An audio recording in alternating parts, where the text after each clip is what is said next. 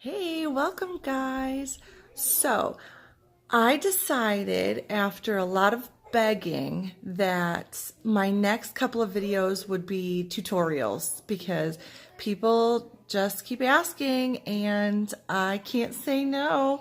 So it's early morning and so I'm not drinking wine right now. I am drinking my coffee.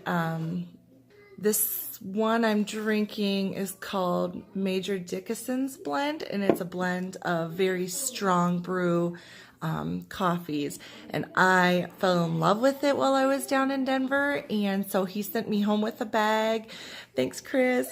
And I'm almost out of it, so now I have to find some. And apparently they have some at Albertsons, which is a half an hour from here, but I'll be getting some more of it. So anyways, this is a really good coffee and I live on coffee. So coffee and prayer apparently, because I can't function half the time. I look so exhausted.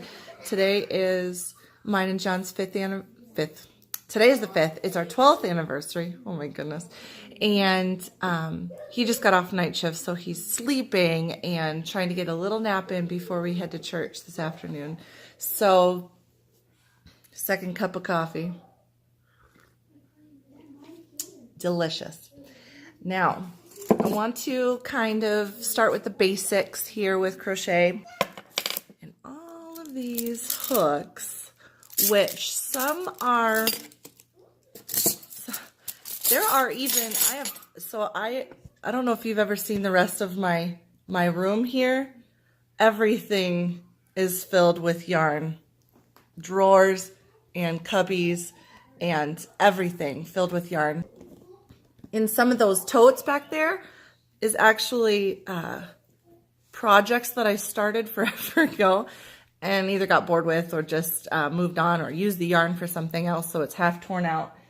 But I have a lot of yarn back there. So some of the projects have actually hooks in them, and so I have plenty more, but I'm going to kind of go over.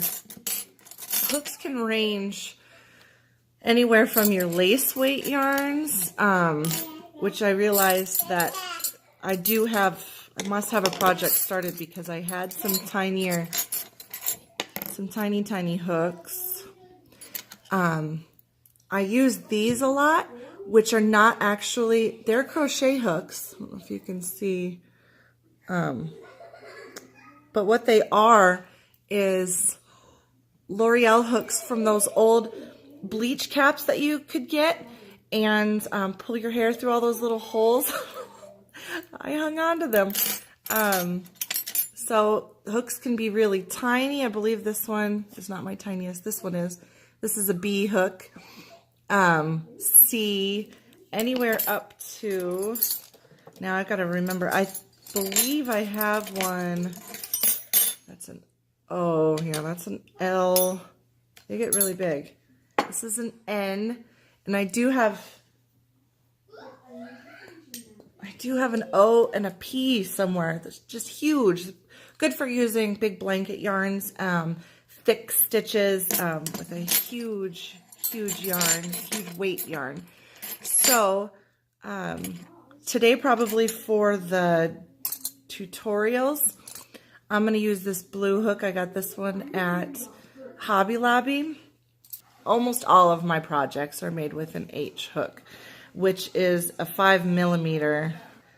But because I'm going to use a pink yarn today, I'm going to use a contrasting hook so that you can see what I'm doing. So generally, like I said, for most of my projects, I use an H hook because it's pretty average size. And it makes, I'm just used to, when I'm doing my patterns, I'm used to the size of an H. So the way the hook works is this part is what determines the size. So when you're working with your yarn and you're making your stitches, you want to allow the loop to be tight against that. That's what's going to determine your size. I always run it back and forth through the hoop, the loop, because that helps you determine your gauge. Now, I tend to use Red Heart yarns or Hobby Lobby yarns, which are a medium weight. They're what they call a size 4, which is backwards, but it says on here what the recommended size of the hook is, which for this one is an I. It also gives you knitting needle size recommendations.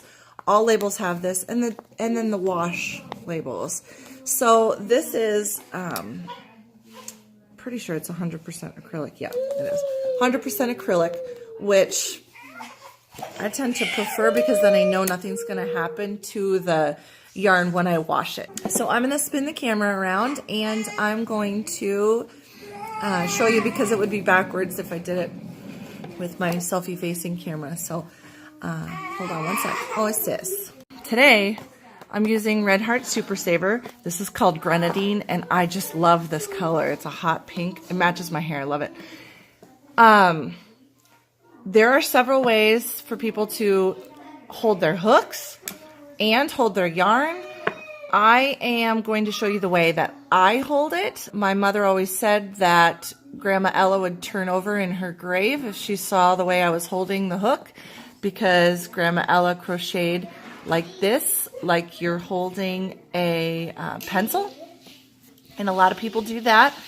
I hold mine like I'm holding a knife, so it's overhand. And generally my hook is facing up because that's how it fits best through the stitches. So I rotate the hook in my hand as such, where people, when they hold this, they end up doing a lot more work with their yarn hand. They dig through the stitches like this, and then they wrap over with their yarn hand. Get down.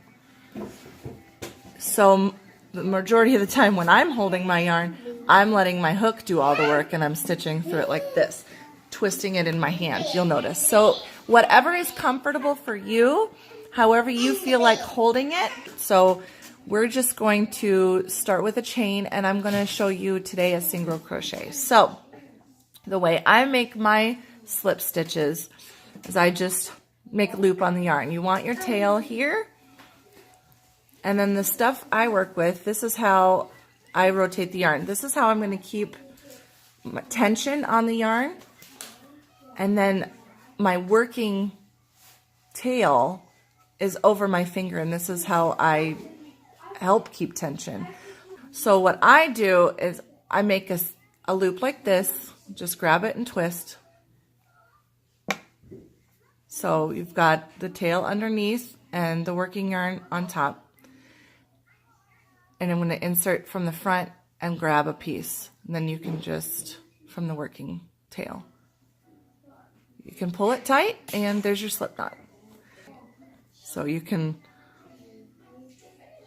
see with the working end that it's how you increase and decrease your loop. So when you chain, again, there's so many variations to how people do this, but when I yarn over, I like to grab it from the front, and I twist my hook and I pull it through. See how I'm doing the majority of the work with my hook? Lay it in front, twist through. Lay it in front, twist through.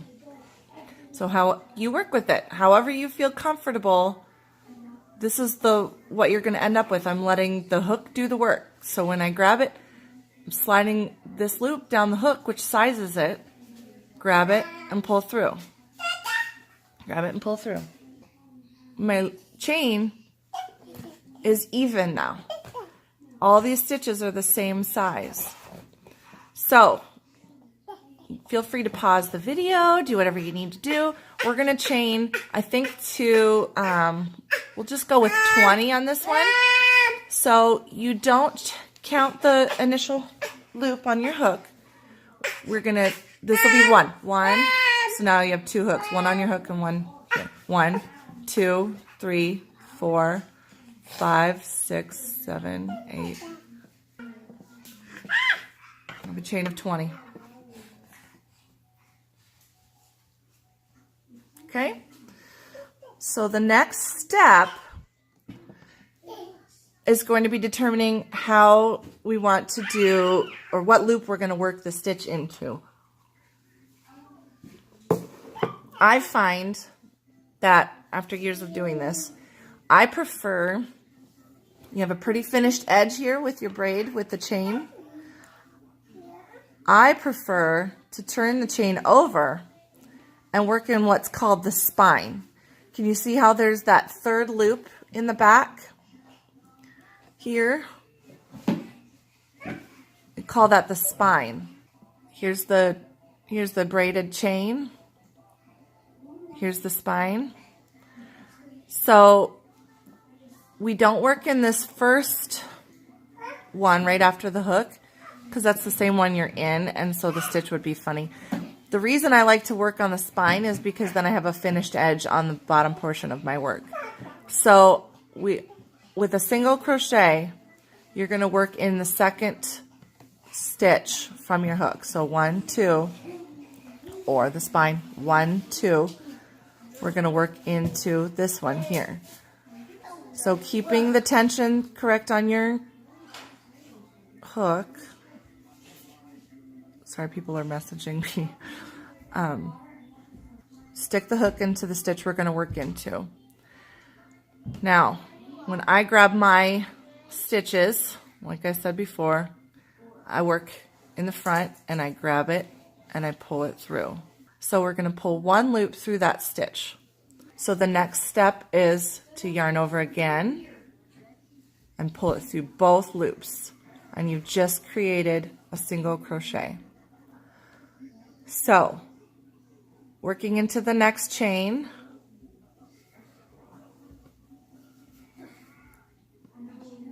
use the hook for tension, grab a loop, yarn over, pull up, pull it through the stitch. Now you have 2 on your hook. Pull it through. We have 2 single crochets made. It's easier to see as you go through.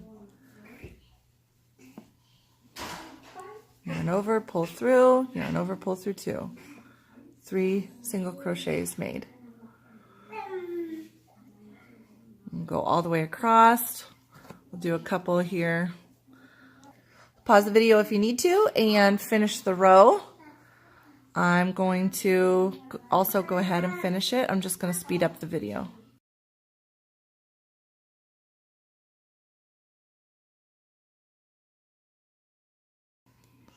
Okay, so now I'm completing the final single crochet in the last loop on the hook. We have this tail. It always varies about how long I leave my tail. I like it long enough so that I can tuck it into my work as I go, because weaving in ends when you're finished with a project is probably the worst thing to do in the world. I'm going to ignore it for now because I don't want to have to make you worry about the tail end just yet. So there.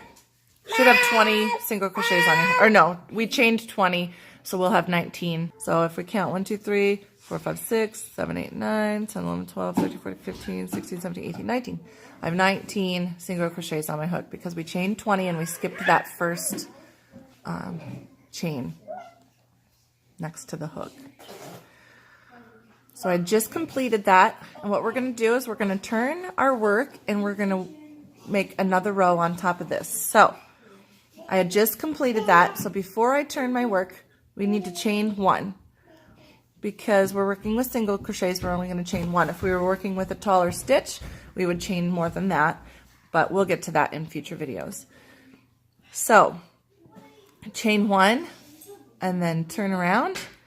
And now we're going to work back the other direction. So we're going to work into the very first single crochet, very first set of braids here, and go across. So now you're going to work under both loops. And we're going to pull up just like we did with the first row, and then pull through both loops. Now the next braid, the next stitch. Sorry, I'm just trying to put it in easy terms to understand. Pull through both. So now you can see how it's a little taller. Working our second row of a lovely braid on top. What, sweetie? So pretty much from here on out, you're going to end up doing the same thing. We're going to crochet across. Make sure to hit the last one.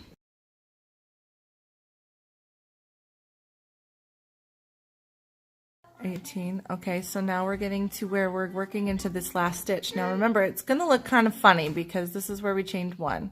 So you can tell here though that you're not at the end. You are going to work under that last one. But the best thing and the biggest thing to remember when you're crocheting is to count. We know we have 19 stitches that we're working into. So you want to make sure, okay, that you have 19 on your hook. So here's 1, 2, 3, 4, 5, 6, 7, 8, 9, 10, 11, 12, 13, 14, 15, 16, 17, 18. We know we have one more to do. You want to count as you're going along. So this one's going to be kind of funny to grab into, just because it's the last one, which was a chain. But make sure you're doing as many as you have across. So now we chain one again to go up to the next row, turn our work, and continue working across. Before we go, I want to show you what you'll do at the end. Now, granted, this is not the end of my work, but short of me finishing it and then doing another video, I'm just going to show you now. You've just completed this last stitch. What you're going to do is just pull through like you're chaining up to do the next row, and you're going to pull the loop as long as you want to leave your tail. Good enough length for tying in later, so probably 2-3 inches. This is where you're going to snip it. Just cut the string, pull your tail out, and pull it tight, and it knots itself off. So that's how you're going to finish your square when you're done. I thought I would show you that before I left the video so that 8,000 people weren't calling me to ask me questions. So we'll finish that single crochet and join up next time. I just wanted to show you the last project that I just finished. You probably saw the photos on my page, but I did end up turning it into a pillow. I wasn't sure what I was going to do. I thought it would have made a really cute tote. But I used that grenadine that we're working with today, and I made a square, sorry, I made it smaller than this because I wanted it to have that curl back. Sis, hold on. So I just slip stitched it around the pillow form. Something simple. But now it's my favorite pillow. It sits on my couch. Sissy, hold on. Oh. Enjoy. If you have questions, feel free to message me. Just go onto my Facebook page. If you don't have a Facebook, go ahead and message me on this YouTube video. Everything is Crochet and Chardonnay, so pretty easy to find. Otherwise, my email address is crochetcuddles, all one word, all lowercase, at Hotmail. So you can feel free to email me or just message me, whatever you need to do to get hold of me, besides calling my cell phone. I don't need to be giving that out. Just let me know if you're having issues, and we will work on double crochet on the next video. Thanks for tuning in. Have a great day.